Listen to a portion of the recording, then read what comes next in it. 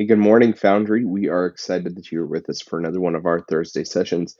Today, I am actually here by myself, and that is because we're going to be talking about something that I find very, very interesting that I think very much applies to our relationships, especially when we are talking about the concept of reconciliation, and that is how does the Enneagram impact the way that we see this idea of reconciliation? We're going to be digging a little bit into what the different personality types are in the Enneagram, the different numbers that are there, but also how they kind of impact this idea of reconciliation. So to do this, I'm going to spend a few minutes describing each one of the numbers, talking about some of the attributes that are core to them, and talking about their relationship as well in reconciliation.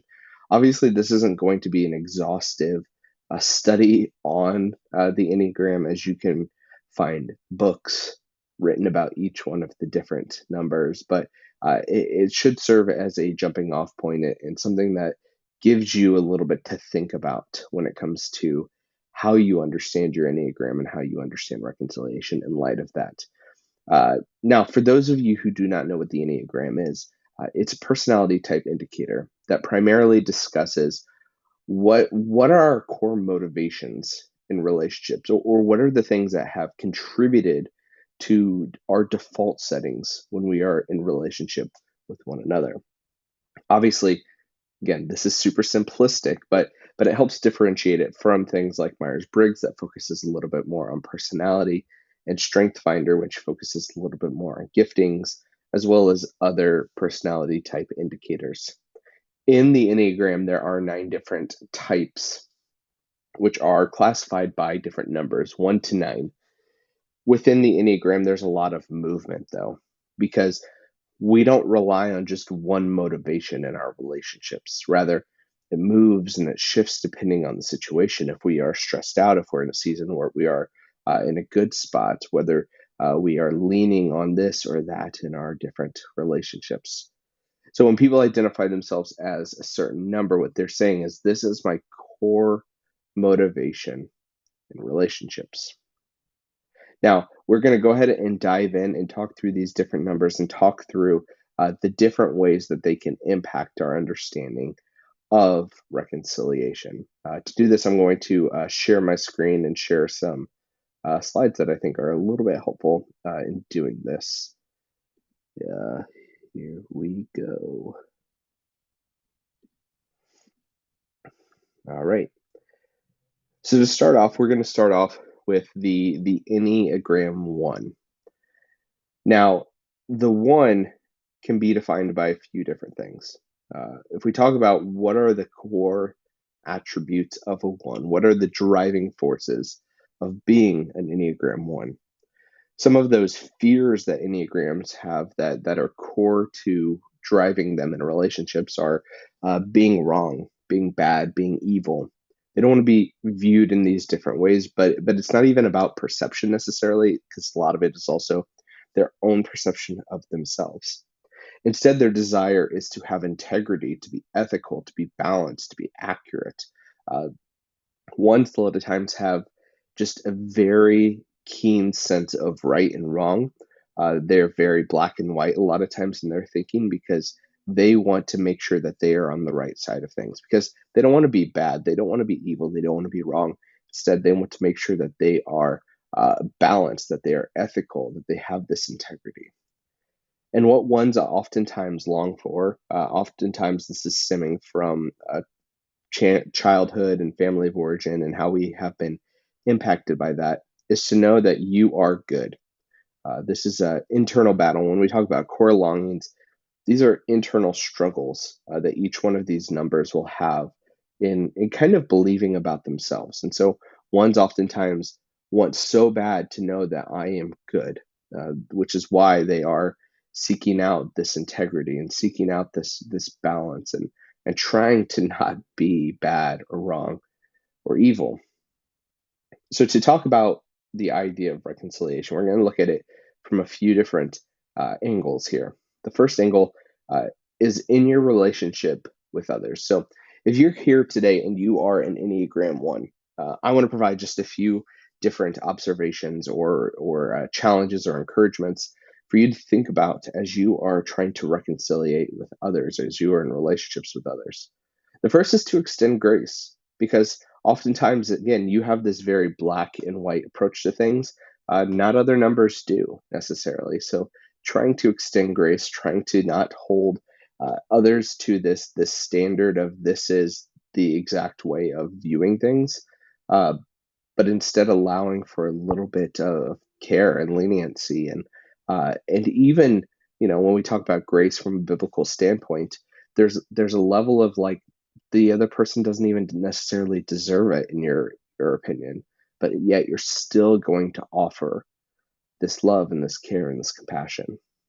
The second thing is, if you are one and you're trying to reconcile relationships, make sure to ask questions and not judgment statements.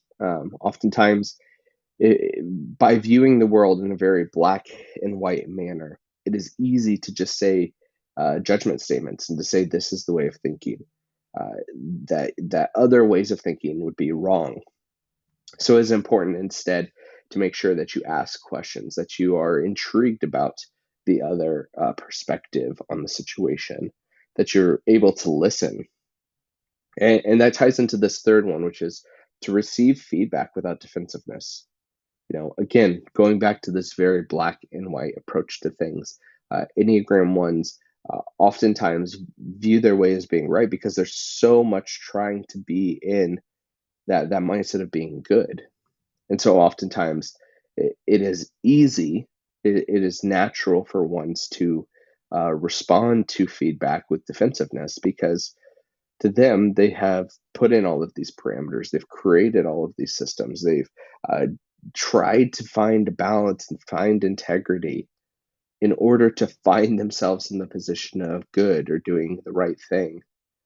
And so, if you are approaching them in a way, talking through uh, different struggles or issues that you need to reconcile with, ones may very easily take that defensively because, again, they've positioned themselves in such a way to feel like they're in the right spot. So, for ones, as you are in a relationship, try not to be defensive. Try instead to receive the feedback of others and hear the different perspectives on things. Now, if you are in relationship with a one, so say you're married to one, you work with a one, a one is your coworker. Here are two things that I would encourage you to do as you are trying to reconcile in different aspects of your relationship. First, make sure to take responsibility for your actions. Ones won't like it if you are trying to just abdicate your responsibility. If you're saying like, "Hey, it wasn't my fault," if we're here making excuses, instead, owning up to your actions, owning up to where you made mistakes is incredibly important to reconciling with ones. The second is this: to be slow to speak with critique. Again, this goes back to some of the defensiveness that ones naturally have. Again, because they've created these guardrails in their system, and they think that they are living in the right way. And so, if someone points out a way that maybe isn't the right way, that isn't the good way, uh, it will naturally lead to defensiveness. So, when you speak with critique, be careful with how you do that. Be cautious. Be mindful that ones are trying so hard to create this world in which they're doing the right thing. Um, Realize that, see that perspective, and then if you were able to offer the critique, be careful with how you do it. Do it in a way that they are able to hear it, and not in a way that is going to lead them to act out in defensiveness. Now, reconciliation also applies beyond just our relationship with others. It also applies to our relationship with ourselves. And so, if we want to make sure that we are reconciling our perspective on ourselves, but also our ability to reconcile with others, there's a few things that we can do. So, as an Enneagram one, some ways that I would encourage you to take some time to do these things in order to reconcile yourself is first to see how God sees you, because He sees you as very good. We read it in the first book of the Bible in Genesis, when God creates humans, that when He created humans, He said that they were very good. He said all of these other things that He had made were good, but that humans were very good. So first and foremost, it's important for you as Enneagram ones to remember that you are seen through God's eyes as very good. And not just that, but go through the rest of Scripture. See, see what God calls you to. See how God views you. Um, Take some time and study in books like the book of First John, where you are a child of God. You are beloved. You are loved. That you are a royal priesthood. There's all of these different languages, or all of these different terms and attributes that apply to how God views us, and allow those things to seep in and enforce how you perceive yourself, because how you perceive yourself will then ultimately translate into these relationships of reconciliation. The third one is, you know, create a small community that is trusted and get feedback from them. It is incredibly difficult to receive feedback or critique from communities that are not trusted, or from people that don't have the right, in your opinion, to speak into your life. So instead, make sure that you have created a sort of community where you can almost practice this, where you can go to them and you can say, hey, would you give me some feedback? Will you help me see what I am missing? Will you give me some encouragement for what I am doing good? This will help build your sense of confidence in your ability to handle this critique when it does come. And it allows you to then receive feedback in a better way outside of these trusted communities.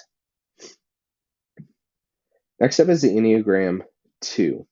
And the Enneagram 2 is very different from the Enneagram 1.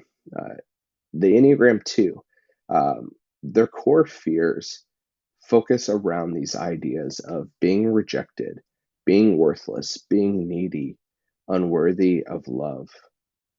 And because of this, a lot of their core desires are to be appreciated, to be loved, to be wanted.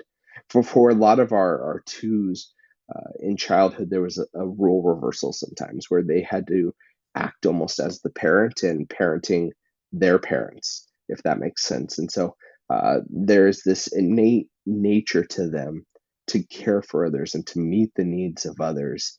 And in a sense, what they're desiring out of that is appreciation and love and wanted. They're trying to find their place because they're longing to be wanted and to be loved, instead of feeling these sense of rejection or worthlessness. They want to have worth. They want to be needed. They want to be loved. As a two, as you are in a relationship with others, when we talk about the idea of reconciliation, I got two suggestions for you. The first is don't keep score. As I mentioned before, twos have this ability to serve others really, really well. They have the desire to go out and to create opportunities to care for the needs of others. They are the ones that are bringing meals to people. They're the ones that are showing up at friends' doorsteps. They are oftentimes the ones if that everyone views as uh, a close friend. You know, they are the one that is in everyone's wedding. So it is easy for a two to then view everyone through that lens, that there should be the same level of commitment, both in two different ways. One, in terms of, if a two does something for you, it is easy for them to say, why don't you reciprocate that back to me? And as a two, that's not helpful. So trying to avoid that in your relationships, as well as twos oftentimes want to meet all of the needs that they see, and create this mindset that everyone should also meet all of those needs, which is also not helpful. It is another form of keeping score, because then no one is going to live up to the ability to meet all of these needs and to care for those who are around them. So instead, twos, make sure that you don't keep this score. That isn't a part of the reconciliation process or the relationships that you have. The other thing is to ask for help, because twos are so good at meeting needs, because they desire to step in to where they see those needs. They may forget to ask for help, and if you forget to ask for help, You may be in a situation where you are isolated and alone, and those around you probably are ones that have always relied on you to be the helper. And it is important for you to show that you need help, that you have needs, uh, that someone else stepping in would be of benefit. So, in a sense, realizing your limitations. When you realize your limitations and how you can care for people and how you can help other people, it aids the reconciliation process because it creates a space for others to step in, as opposed to you taking on the burden that maybe even wasn't asked of you to take on. Now, if you are in relationship with the two, here's a couple ideas of how to things to think about when you were thinking about reconciliation with them. First is to make sure to show love and appreciation. You know, as I mentioned in the previous slide, it is easy for twos to fall into this mindset of keeping score, that they are stacking up how they did and how much they cared about others versus how much someone else did. But oftentimes, a way to melt some of that comparison is to show that love and to show that appreciation, because you acknowledge at that point what they have done, how they have put themselves out there, how they have stepped in and done something that other people necessarily weren't willing or able to do. So taking time to slow down, show love, show appreciation, is imperative to helping mend those fences or to reconcile with twos. The second thing is to realize what they do and who they are. Now, for both twos, and then I'll get to this as well with threes, it is easy for the twos and the threes, but in a very different way, to lose who they are with what they do. Twos can be so caught up with trying to meet all of the needs around them that they become the person who meets all the needs. They become the helper as opposed to being the person in and of themselves who does these things. And so it's important to acknowledge those things that they do, show that love, show that appreciation for those things, show that that care that they stepped in these different ways.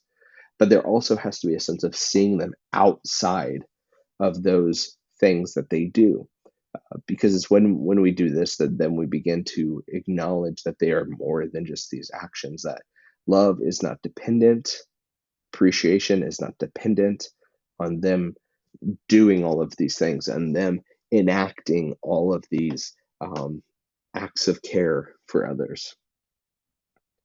Now, twos, I want to give you some things to think about in reconciling with yourself. First, I think it's important for you to remember that there are those around you who want you to know that you are wanted and that you are loved. In fact, probably for a lot of you out there, there are a lot more people than you even realize that would see you as wanted and loved. Take that to heart. Let that sink in. Allow those who are speaking into your lives and allow those who are sharing their appreciation and their love for you to really soak up into your soul, so that it doesn't become, again, this comparison thing or this scorecard thing, but instead you can see the love and the care and the appreciation that they have. The second thing that I would encourage you with is being loved is not caused by the things you do. This is something for you to remember. You are loved for who you are. We know that from both God, but we also know that from others as well in your life. Oftentimes, again, you played this role reversal where you have been the caretaker for everyone, and it then feels like love is dependent on you doing all of these things, but love is not caused by the things you do. And lastly is to take time for yourself. You're so busy trying to do things for everyone else. It's important for you to slow down, to take a moment for yourself, to realize the needs that you have, the limitations that you have, and to care for yourself. Because even though twos have this wealth of energy for caring for other people's, eventually that well runs dry. So you have to take care of yourself. You have to make sure that you're doing the things you need to do to care for yourself so you can continue caring for people, because that's something that you do really, really well.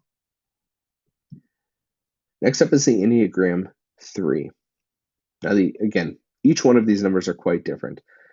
The Enneagram 3, their core fears are being viewed as incompetent, inefficient, worthless. They care a lot about their perception, the way that other people perceive them, and their core desires are to have high status and respect and admiration. They want to realize, they want internally to realize, but they also want other people to realize the value that they have. Uh, these folks are natural leaders because of this. That they put them in they put themselves in positions to have that high status and to have the admiration. Um, and the core longing that threes need to hear, that they need to be told, is that you are loved and valued simply for being you.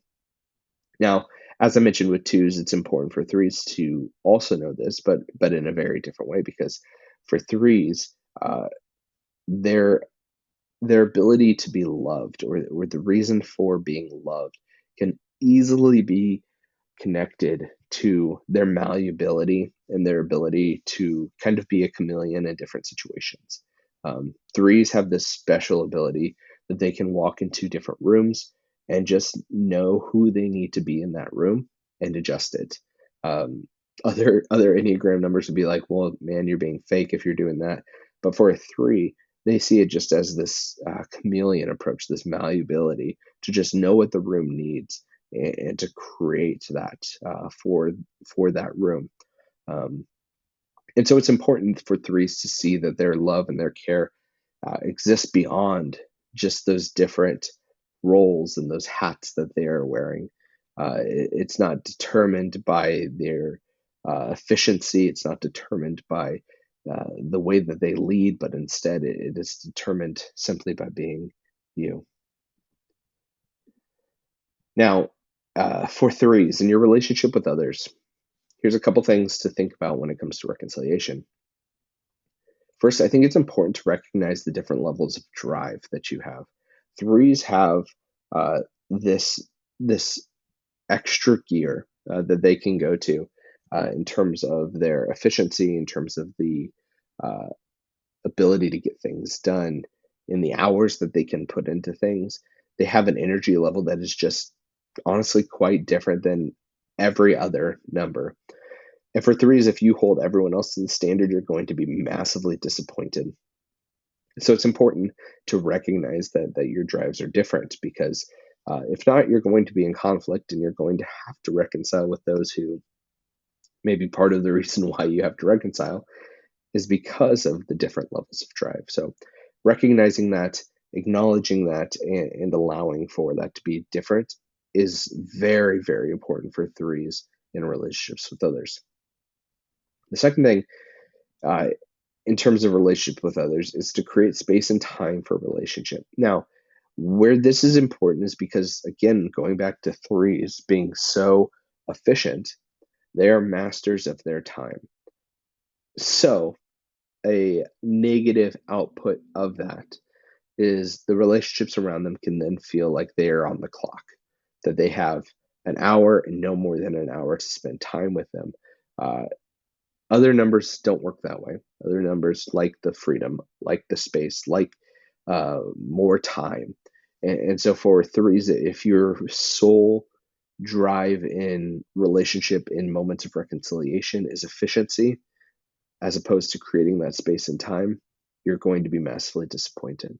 If your intention or your outcome in those moments of reconciliation is to have it all answered by the time that you leave, you're going to be massively disappointed, because there's other Enneagram numbers that function different, and they need space and time to process beyond just the space and time to spend together. So allowing for inefficiency essentially is important, because there are those that need that relational aspects of inefficiency where you're just willing to sit in a room with them for an hour, and there are those who need the space and time after the fact to process what's going on.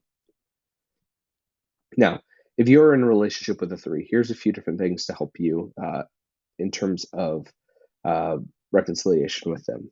First is to validate and affirm them. Um, threes want so bad again to be affirmed. They want to be uh, seen as respectable. They want to be seen as an authority at times. Um, and there's a level of insecurity that can come from not being viewed in those ways because again, uh, they want so badly to not be seen as incompetent.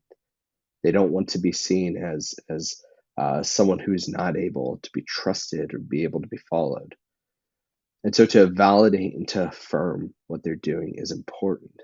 So in response in a moment of reconciliation, it may be helpful to start off with the affirmation of like, hey, I know you did a great job on this thing. Um, let me tell you something I appreciated in this moment. That's probably really, really helpful in starting off in moments of reconciliation. The second thing is to help them succeed.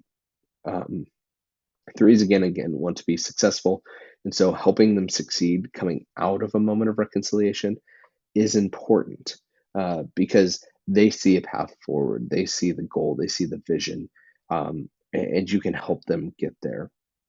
The third thing is to value their malleability while also seeing their authentic self. As I mentioned, threes have this chameleon approach to life where they're able to just blend in and find what the room needs. They're just malleable to social settings, um, which is an incredible attribute. But they are more than that. There's this authentic self underneath all of the malleability, all of the hats that they put on in these different social spheres. So creating a little bit of space to see and to acknowledge both of these characteristics of them is very important. For threes who are listening, how do you reconcile with yourself? First, it's important for you to know your value and to acknowledge your value simply for being you. Your value is not determined by your ability to lead or your competence. Your value is determined simply for being you. In the same way that twos, their value is not determined by what they do. Threes, your value is also not determined by what you do or the relationship that you play in a social situation. The second thing is to find community and to be vulnerable, like ones that struggle to find that critique. It's important for probably for them to find some safe community to value this critique. Threes, it's important for you to find community where you can be vulnerable, where you can feel like you don't have to be malleable to the space, but instead you can be authentic. You can expose everything, and that you don't have to fear some of those fears that we talked about because that community, that safe community, won't see you as incompetent, but instead they'll just see you for who you are. So be vulnerable with them. Next up is the Enneagram Four. Now, the Enneagram Four has a few different fears as well that are listed here. They fear at their core inadequacy, to be mundane, to be defective. Why? Because they want to feel unique. They want to feel special. They want to find their authentic self. Fours are very in tune with their emotions. Fours also see the world through the lens of beauty. Um, they want to differentiate themselves and find how they are unique and different from others, and not just existing in a world where everything and everyone is the same. Their core longing is to be seen and loved for exactly who you are. So, as a four, in your relationships with others, here's a few different things that I would encourage you to do. First, remember your unique expression of emotions. As I just mentioned, fours are very in tune with their emotions. They have this ability to understand what they're feeling, to dig in deep. Fours are not afraid of having hard conversations, on working on themselves. Um, in fact, other numbers probably think they do those things way too much. And so it's important for fours when you are in a relationship with others, when you are trying to reconcile with others, to know that others may not know what they're feeling, Others may not be able to respond to those feelings in the same way. Others may not like to sit in the discomfort that you're okay sitting in. So remember that this is unique to who you are as a four, um, and recognize that that's okay and that's something valuable to bring to the moment of reconciliation, both in terms of knowing when to encourage others to lean into the hard things and to lean into the emotions even though they don't want to. But other times, fours kind of taking a step back and saying, "Hey, I need to temper some of that. I need to get a little bit of control over my emotions, or now is not the best time to kind of dive into this deep seated conversation. Instead, taking a moment to slow down." The other thing is for fours is to try active listening. Now, active listening is helpful for any number, honestly, but fours in particular, it is helpful because fours have this natural tendency to get in their head because again they are hyper in tuned with their emotions and their feelings, and so it is easy for them to just be thinking about how they feel or how or what's going on in their inside of them. And so to create a little bit of space where you are not focused on that, but instead you're kind of all in on the conversation and you're actively listening to whoever you're engaging with is very, very important as well. Excuse me. Now, if you're in a relationship with four, here are a few different things that help you in reconciliation. First is to identify their uniqueness. It is important that we see them for who they are. Fours, one of the worst things that you can say to a four is that you're just like everyone else. In fact, there are many fours, if you're in a relationship with them, who may not even like being put in the box of being a four because they feel trapped. They feel caught. They feel like you are just telling me that I am defined by a number. And so it's important to identify their uniqueness and to recognize that may be something that has impacted the need for reconciliation, impacted the situation. Secondly, is display vulnerability and emotions. As I mentioned, fours are very, very in tune with their emotions, and it is easy for others to not be as in tuned. And so to make sure to dive in and to be vulnerable and to express those emotions is really important to help, excuse me, again, to help move forward in relationships with fours because they value that. They value being vulnerable. They value diving into their emotions. And because of that, also, it's important not to discredit their emotions. There are other numbers that think very, very logically. Fours, there is logic there too, but they also value emotion and emotional responses. And emotional responses in and of themselves are not necessarily bad things, just in the same way that logic isn't in and of itself a bad thing. Um, Really, the best decisions are ones that probably balance the two of emotions and logic. And fours bring a lot of their emotions to those decisions. And if we just dismiss their actions as emotional, um, we really just further perpetuate the problem, further perpetuate the issue in the relationship. So, um, yeah, it's important to not discredit their emotions and instead to value the contributions that they bring in the moment with that. Four, as you think about what it looks like to reconcile yourself, here are a couple things for you to think through. First, recognize that you are seen, that you are understood. Uh, you may be on this lifelong journey to figure out who you are, but there are those who are around you who see you. There are those around you that see some of the things that you don't even see in yourself. There are those who are around you and in your life that understand you and that understand and value the emotions and the beauty that you bring to earth. So recognize these things, see these things, and then take some time to write down some positive attributes about yourself. As a four, if you are just focused on trying to improve, you're very focused on the emotions, it's easy to just get in this cycle of negativity. And so it's important to make sure that you see the uniquenesses and the positive things about yourself, the beauty in yourself, uh, not just depend on other people to acknowledge that within you. Next up is our Enneagram Five. Now, the Enneagram Five, their core fears are being incapable, ignorant, obli- obligations, and exhaustion. Now, obviously, not all of those are necessarily characteristics of them, but they don't want to be tied down to obligations. They don't want to feel like life is just wearing them out and they're just exhausted constantly. But they also don't want to be incapable or ignorant. They value capability, they value knowledge, they value competency, they value learning and growing and intrigue.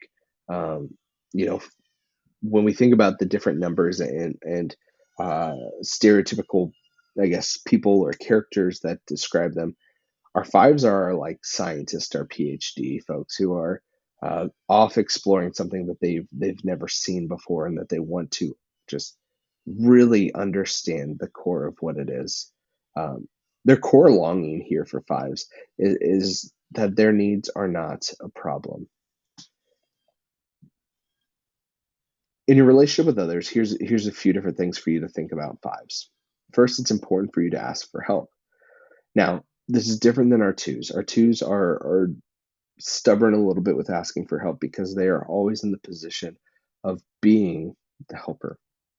For fives, they may struggle to ask for help because they have this innate desire and ability to figure things out. They are used to relying on their brain, on their book smarts, on their intellect, on their intelligence, um, and therefore it's important for them to ask for help, to acknowledge where there's limitations in their knowledge. Secondly, is to share their feelings and their needs. Fives have this desire sometimes to run away from their feelings, to run away from their needs, focus solely on the logical side of things, which, again, as we said before, isn't necessarily a bad thing, that their logic is not necessarily a bad thing, as well as emotions. So, making sure that in a moment where you are trying to reconcile with someone else, it's important that you share, hey, this is how the situation made me feel. We're not just analyzing the situation from 50,000 feet from a scientific perspective, but instead you're a real person engaging with emotions in the situation. Uh, but not just that, what needs do you have to help the situation move forward? If you have a relationship with a five, here are a few different things that I think would be helpful as you try to reconcile. First is to clearly communicate with them.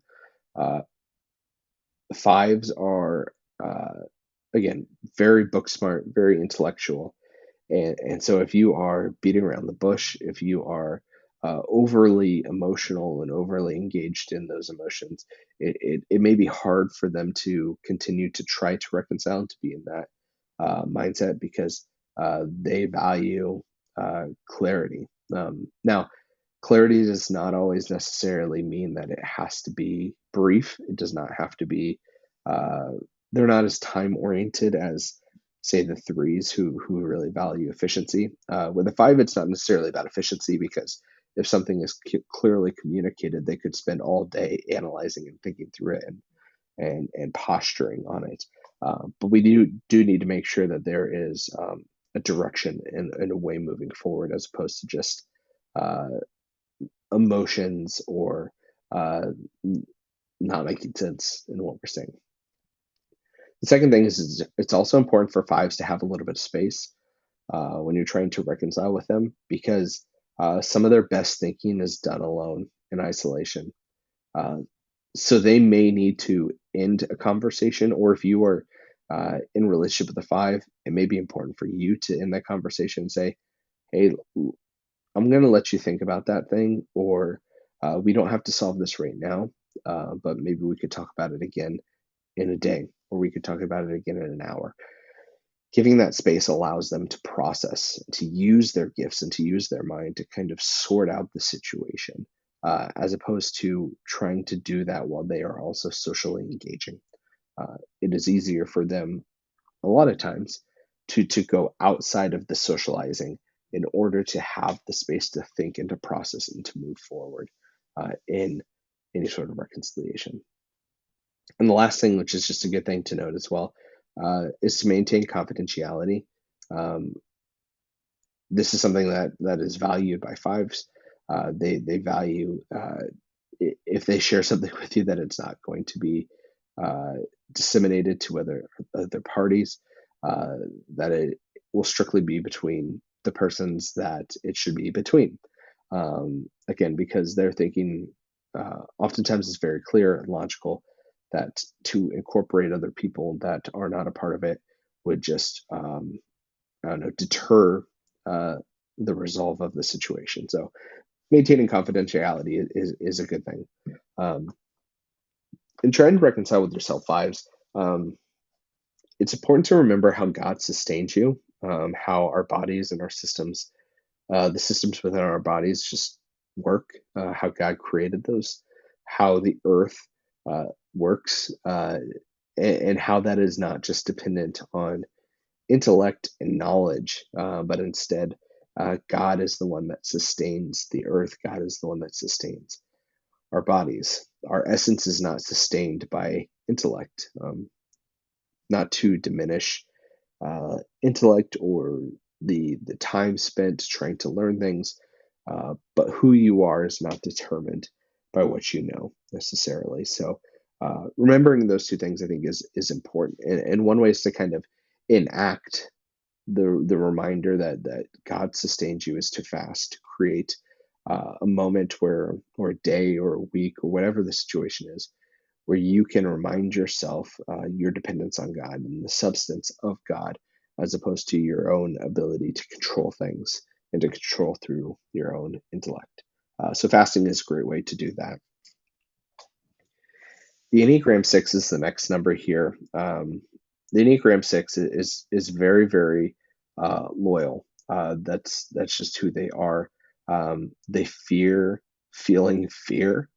They fear blame. Their core fears are lacking supports, abandonment, um, and so their desires to have security and guidance and support.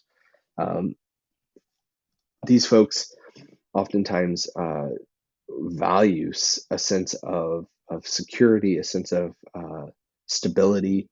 They like having a knowledge of safety and how things are going to uh, be safe and be structured. Their core longings that you are safe and secure.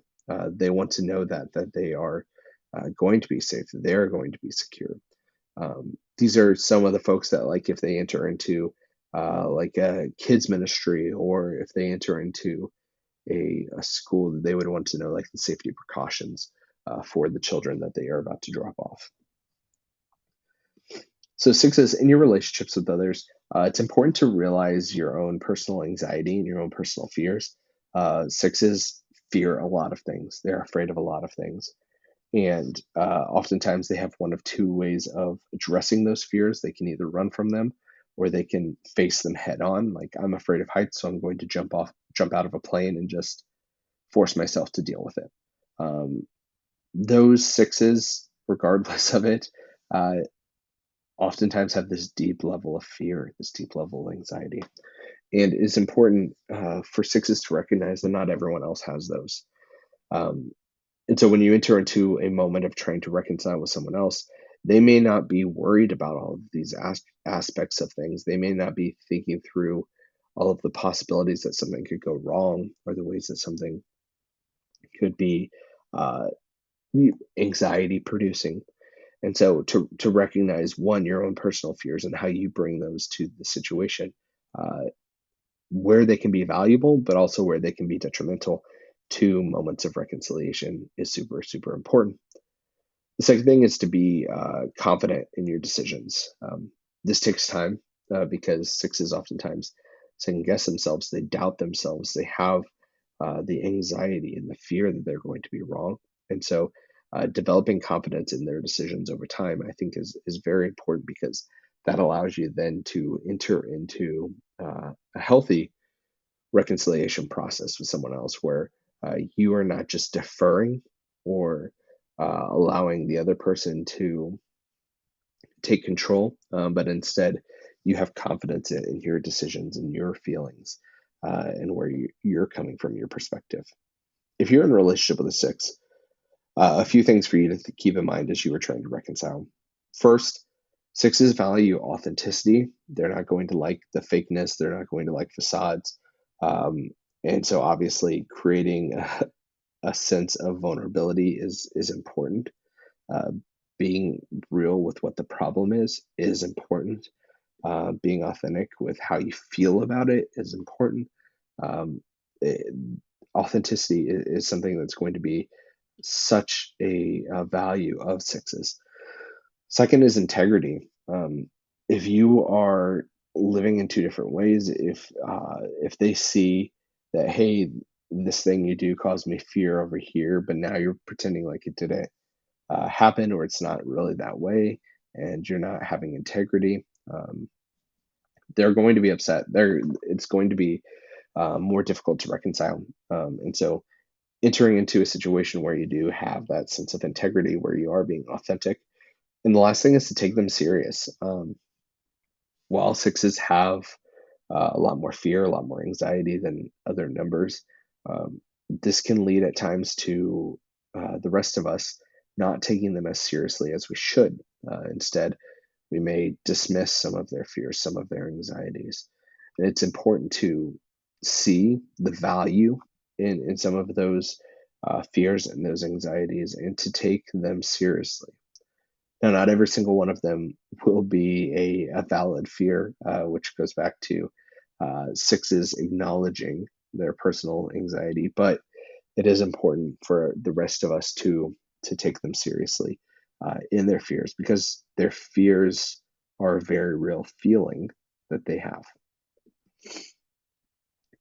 For sixes to reconcile with themselves and to help themselves reconcile with others, uh, it's important to acknowledge these fears, to acknowledge these anxieties, um, and to try to understand which one of those fears and which one of those anxieties that you have are valid fears and the feelings of fear and anxiety, and which one of those are valid feelings, but the actual fear is not something that you need to worry about. Um, Taking time to differentiate those, but also acknowledge every one of those fears, or a lot of those fears, is important. Because it's when we acknowledge those fears that we can then begin to see what may be getting in the way of us reconciling with others and reconciling with ourselves. It's also important for sixes to acknowledge the truths. Maybe those are the biblical truths that we know. Maybe those are things like scientific truths that we know. Um, so if you want to reduce some of the fear that you have, it may be important for you to take time to read on the science that disproves that fear that you may have, or shows how it is a minimal fear that you should have, and, as opposed to the main fear. Um, it's also, like I said, it's also helpful in these moments as well to acknowledge the truth of who God is, and how He sustains us, and how God sees us, um, in light of all of these fears and these anxieties, and to not just be overran by these feelings. Next up is the Enneagram 7. Here, the core fear for the Enneagram 7, the Enneagram Salmon, that's funny. The Enneagram 7, their core fear is deprivation, to be trapped in pain, emotions, boredom, or FOMO. They don't like missing out. Um, their core desire is happiness, being fully satisfied. Sevens love to be social. They love to be the life of the party. They love to have fun. Um, they are numbers, if you think about how they relate to work, a lot of times they are just trying to get through their 9 to 5 to get home and to go do the fun things. unless they're working a job that is that fun thing, which probably a lot of them try to make that happen, because again, they don't want to be trapped in those emotions. They don't want to be trapped in the boredom.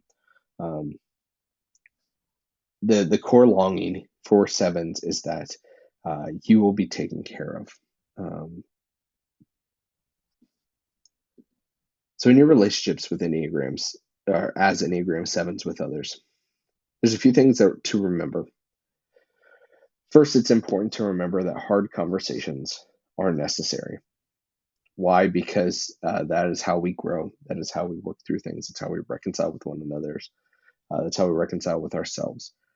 It's how we solve difficult problems. Otherwise, we just get into denial, denying the reality of hardship and of hard things.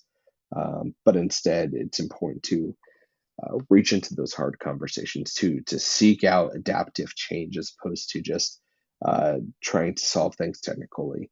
Um, for sevens, that's hard because sevens feel like the moment that they enter into some of these hard conversations, they're never going to get out. Um, so it's important for sevens to acknowledge the need to do that, the need to enter into a conversation of reconciliation, for example. It's also important for sevens to be present as you are trying to reconcile, because it's very, very easy, again, for you just to be thinking about the next thing, to think about what you're missing out on, the fear of missing out, but instead to take time and to be present, to be aware of the situation and to live fully in the moment, even if that is a hard moment, even that's a moment you don't want to be in. If you're trying to truly reconcile with someone, you have to be present in the moment. And the last thing is to seek resolution, not just avoidance. Uh, it is a natural tendency of sevens just to avoid things and to go on to the next thing, or to come up with the easiest solution just to uh, get the monkey off your back. But instead, it's important to seek resolution, and even the best resolution, as opposed to just the easiest resolution to a situation. Now, if you're in a relationship with a seven, uh, it's important to take them seriously. Sevens don't like to be perceived as dumb or ditzy um, or not taken seriously, um, because it's not accurate. Um, while they do uh, sometimes dread those moments of deep emotions or boredom, uh, it's not because they're dumb or they're ditzy or whatever, but it is instead because they're just excited and want to get on to the fun things. They're just very much driven by fun and excitement. So it's important to take them seriously because they may have some good things to say in those moments, especially if they are being present, especially if they are actually engaging in the hard conversations. They have a lot probably to say because they're not doing this all the time. The second thing, if you're in a relationship with a seven, you have to set limits on your what I'm going to call negativity. Now, that could be the negative talk, but that could also just be having hard conversations. To a seven, if you're just constantly wanting to analyze and sit and have hard conversations, they're going to be upset, they're going to be disappointed, they're going to be exhausted. And so, having a set of limits of like, okay, well, here's what we'll do. We want to talk about reconciliation. We may not solve it today, but let's talk about it for the next 45 minutes and then we'll be done. And maybe even setting a timer to do that. That allows the seven to know that they're not going to forever be trapped in that sense of boredom or in that sense of negativity or fear. But instead, there's an end in sight, and so that they can actually engage. Um, and lastly, to avoid unjust critique. Oftentimes, if you give a seven an unjust critique, they're not going to fight back with you necessarily. What they may just do is just avoid the situation. They may just completely check out because at that point, you don't even understand what's going on. You don't understand them, and you are just lobbing unjust critiques at them. Now, for sevens to reconcile with yourself, here are two things I want to challenge you with. Um, First is the reminder that you will not always be trapped in the negative. To enter into a hard space, to enter into hard feelings, may feel in those moments like may never get out if you go in, but that's not true. You have the ability to set boundaries and to set goals and to enter into those spaces, which leads to the second thing of setting boundaries and goals to explore those feelings, specifically some of the hard ones and the negative ones. Um, Creating space where you can say, again, for the next hour, I'm going to sit down and I'm going to do this hard work, knowing that when I am done, here's what I'm going to do. It allows you to be focused for the time, but it then allows you to also see the end is in sight. And uh, honestly, sometimes the reward that's on the other side of doing the hard work. This is helpful. This is important as you are thinking about reconciliation, is to set up these boundaries, to set up the parameters in which you will be able to enter into that space. The Enneagram 8, the second to last number here. The core fear here for the Enneagram 8 is being weak or powerless, being vulnerable, and being on the wrong side of injustice. The core desires of the Enneagram 8 is to protect themselves and their inner circles, oftentimes at all cost. Enneagram 8s are fighters. They seek out power as a form of protection. Um, and and because of that, they don't want anyone to have a leg up on them. Um, but that doesn't mean it's necessarily all bad. There's a lot of eights that use this power for injustice, and they use this power for the betterment of others around them. Um, their core longing is that they will not be betrayed. Oftentimes, they probably have experienced some level of betrayal, which has led them to seeking out being in power, being in control, and being able to help others who may be experiencing that injustice or that betrayal. Now, for the Enneagram 8s in your relationship with others, it's important that you avoid denial. It is very easy and natural for 8s to just deny situations happened. It's easy as well for them even to almost put it out of their mind and to forget that it happened, as a like coping mechanism, so that they can come back later and deny the situation.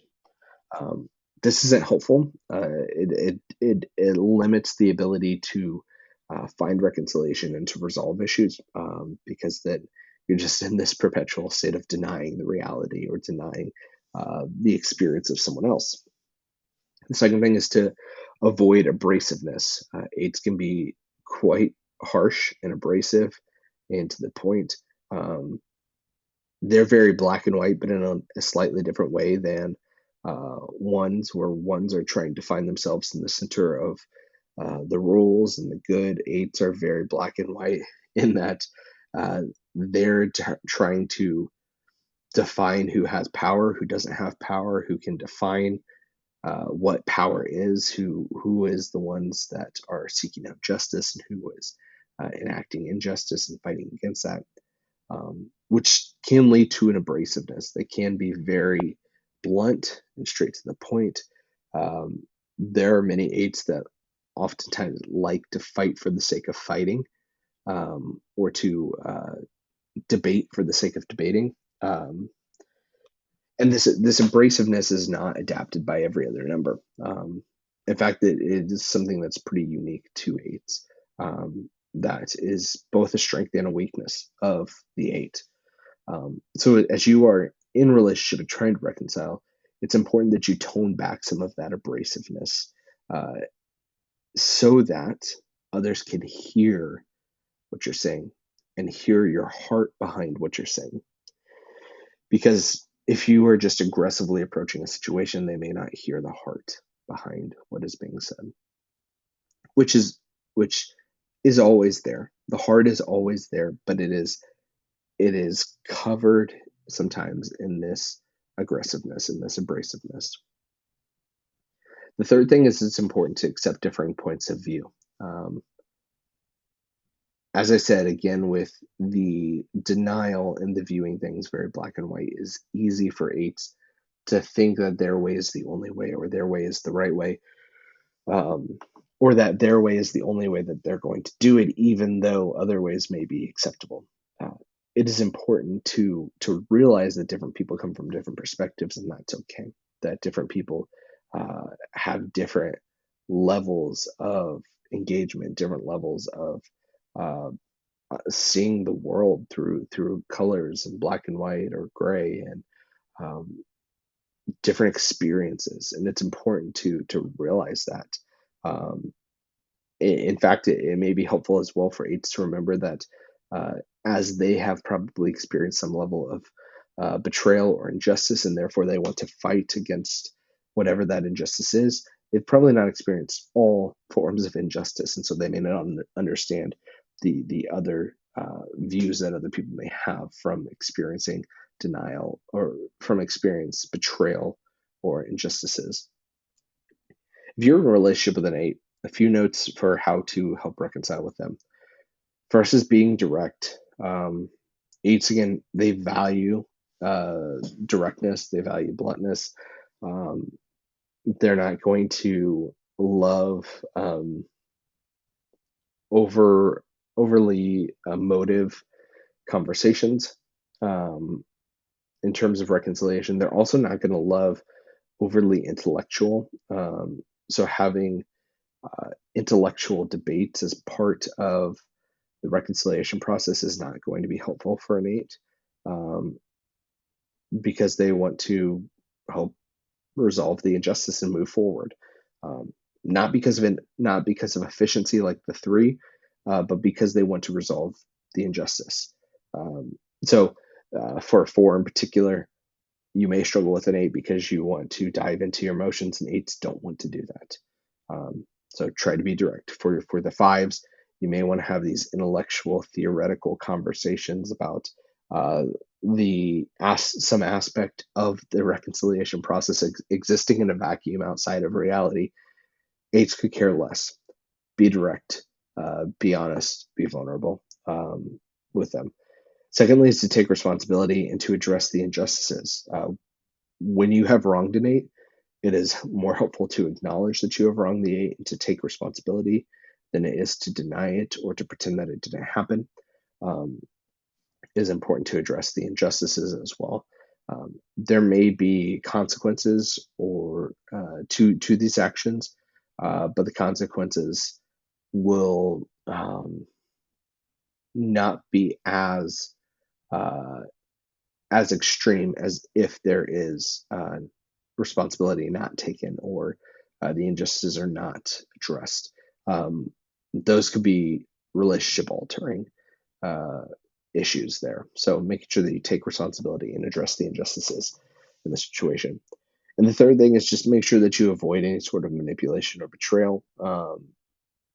Eights aren't, I mean, most numbers aren't going to respond great to manipulation or betrayal, but in particular, uh, eights have experienced a lot of times betrayal. They don't want to be betrayed at all cost, in the same way that ones want to be good at all cost. Eights don't want to be betrayed, and so betraying them in a situation is so detrimental to the relationship, and it makes reconciliation really, really hard.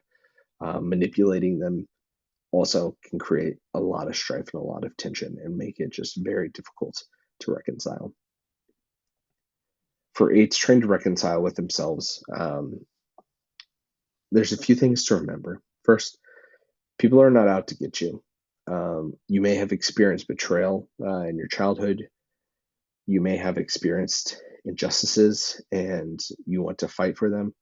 By and large, people aren't out to get you. And if they are, maybe you need to think about the relationships that you are in, um, and surround yourself with people who you can trust are not going to be out to get you. Um, that will allow you to live a little bit more free into the healthy aspects of an eight, as opposed to uh, assuming that everyone's out to get me and I just need to be constantly on guard and seizing power wherever I can for the sake of protection, as opposed to uh, if you begin to see that people aren't all out to get you, you can begin to utilize your power to seek out the well-being and the care for those who are experiencing injustice, as opposed to just feeling like you have to do it out of necessity. Two practices I would encourage as well for reconciling yourself. First is to relinquish power. Find some relationship where you can relinquish power, not one where you have to give up power, such as a boss at work, but where is a relationship that you can enter into that you trust they're not out to get you, but you can relinquish power and you can submit yourself to them, that you can sit under them. This allows you to more appropriately understand power and more appropriately understand the dynamics of power in relationships, which ultimately helps you reconcile with yourself, and both with that idea that they're not out to get you, but also it helps you reconcile with other relationships because you may better realize the power dynamics that you are entering into in those situations, and the desire that you have for power in those situations as a form of resolve.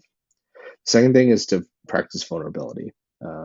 I've mentioned this a few times, but it may be safe for you to find a safe, or maybe best for you to find a safe space, safe community, and begin to practice that, to acknowledge where you've messed up, to acknowledge your flaws, to acknowledge how you're feeling, and not just your response and your drive to seek out power as a result of the ways that you're feeling. It's important for you to acknowledge those things and to be vulnerable and to lean into that, to help understand yourself better, to understand your motives better, to understand what is driving this need for power better, um, but also in your ability to help others and to reconcile with others. The last number here is the Enneagram 9. This is my number. The Enneagram 9, our core fear is tension and discord, being shut down, being overlooked, losing connection, in particular with close friends. Their core desire is inner stability, peace of mind. Um, and what I would add there too is just that the stability and the peace of mind exists internally, but it also exists to the social relationships in which they exist. The core longing that they have is that their presence matters. Nines uh, oftentimes don't want to create tension, create waves. They don't want to be looked down upon or overlooked. Um, Instead, they're ones that, um, in their approach to have this inner stability and this inner peace of mind, they can oftentimes perceive other people, perceive the perspectives of other people, and understand them in a way that no other number really can. And they hold them all kind of in tension, um, creating a sense of peace, hopefully. It's a sense of, I'm trying to hold all of these webs all at once to make sure that there is this peace because I understand all of these different things and how they are interworked with one another. In your relationship with others, nines, it's important that you receive um, the feedback. For nines, it is uh, easy to check out of a situation, not because you are seeking out what is next, or you're afraid that you're going to miss out, like the sevens, but instead there is it is very easy for nines to kind of just like become a turtle and enter into their shell if the person who is giving them the feedback, or the person seeking reconciliation, is doing it in what feels like a unhealthy way, or a way that may um, throw off this inner stability, it is easy to retreat. So it's important for nines in your relationship with others as you're trying to reconcile to receive this feedback. The second thing is to not run from conflict. We all know that conflict isn't necessarily a bad thing, but for nines, it is scary sometimes. This is both an external conflict with others, but this is also an internal conflict. And so for a lot of nines, it is easy to understand everyone else's perspectives while not being able to understand your own perspective, because to understand your own perspective, you have to deal with internal conflict, because you understand everyone else's perspective. And so don't shy away from that. Instead, lean into that conflict with others, allow it to happen, and then also allow it to happen within yourself, which will ultimately help you in your reconciliation with others as well. And the third thing is to acknowledge the suppression of anger.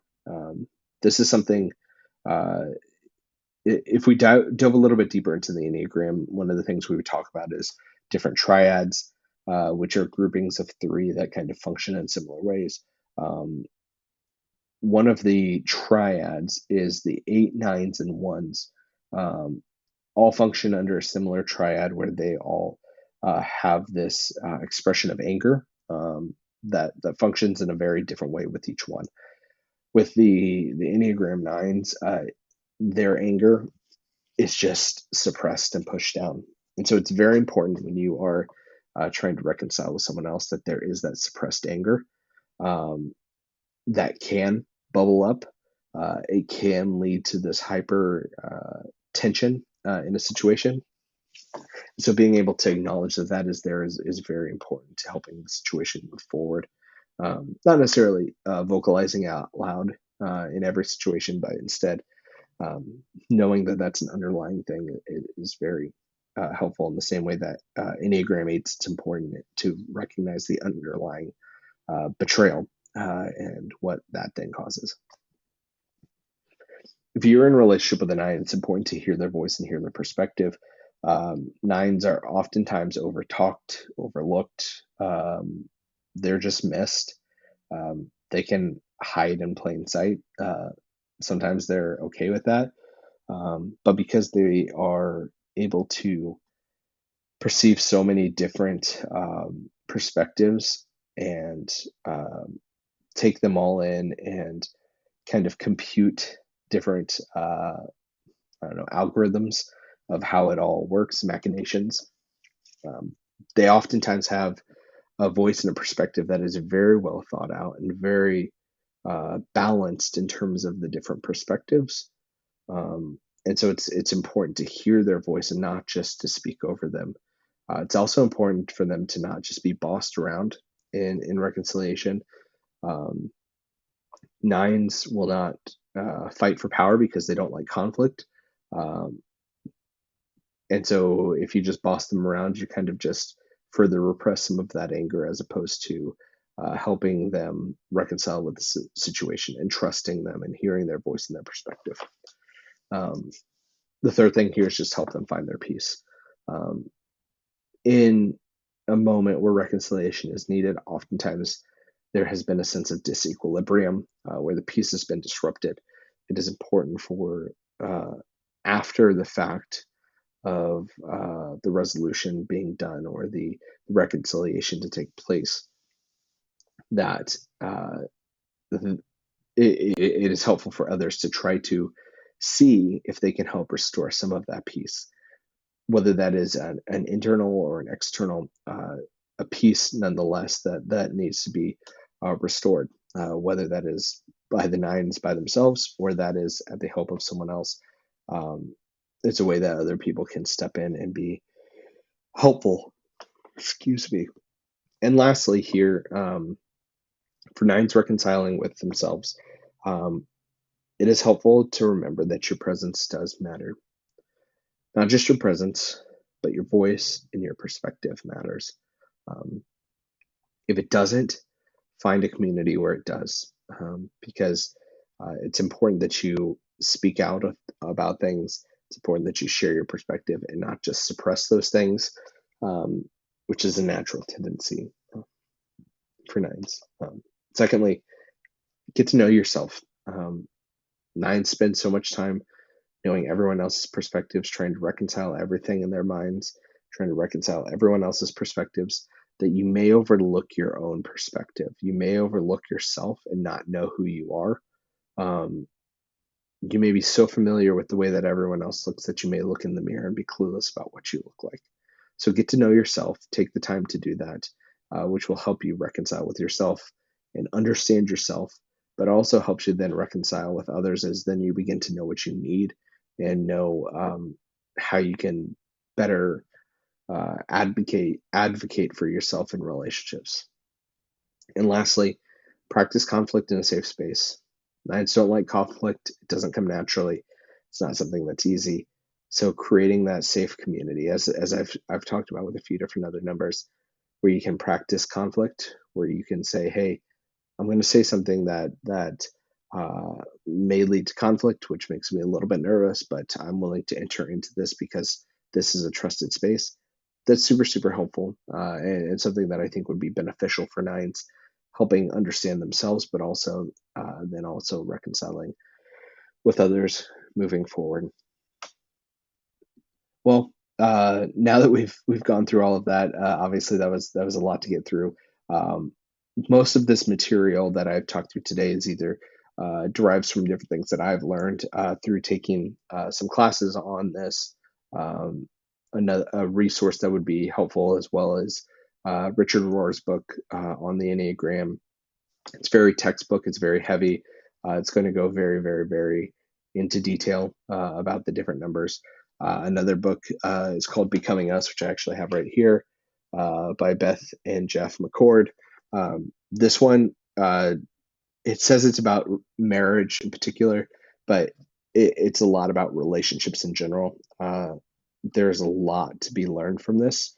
It is not textbook like Richard Rohr, but in fact, um, is just a very concise way of expressing how these different numbers are interconnected and how they relate to one another, which is important for these conversations about reconciliation.